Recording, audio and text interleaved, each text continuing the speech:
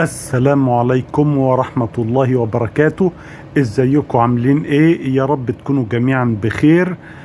النهاردة بعلق على فيديو لأستاذنا الدكتور أيمن بيومي حفظه الله. كان بيدعو فيه الناس اللي تروح لأمريكا إن هم يحافظوا على أسرهم ويتحلوا بالفضيلة، وإن الست ما تخونش جوزها والراجل ما يخونش مراته. والكلام ده طبعا كلام جميل، وأدعو كل الناس إنها تتبعه.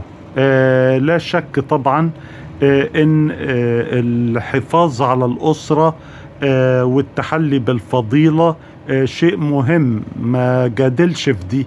لكن استغربت أنا من القصة اللي طرحها إن الراجل عنده زوجة وكذا وكذا ابن وابنة، أعتقد إن هم حوالي 4 او ايا كان عددهم، 3 ولا 4 مش فاكر.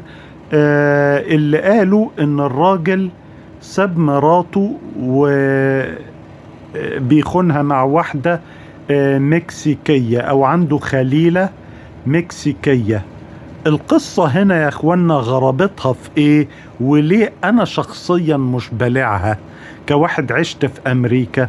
لان انا عارف ان النساء في امريكا انفين جدا في اختيارهم، فصعب ان لم يكن مستحيل ان واحدة تقبل بواحد من ثقافة تانية وما بيتكلمش لغتها، وغير ده كله متجوز وعنده 3 أو 4 أطفال، أكبرهم 16 سنة وأصغرهم 4 سنين.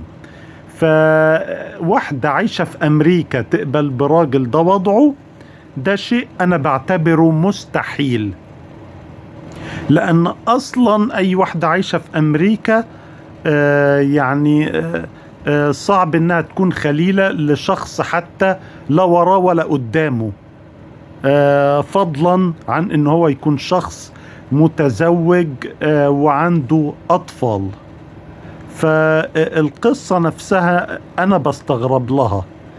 وكمان القصة صدرت للبسطاء ان الناس لما بتيجي هنا بتعيش، وان الراجل بيخون مراته وبيلعب وعايز يعيش زي الامريكان، والزوجة بتبقى ايه؟ عايزة تعيش زي الامريكان.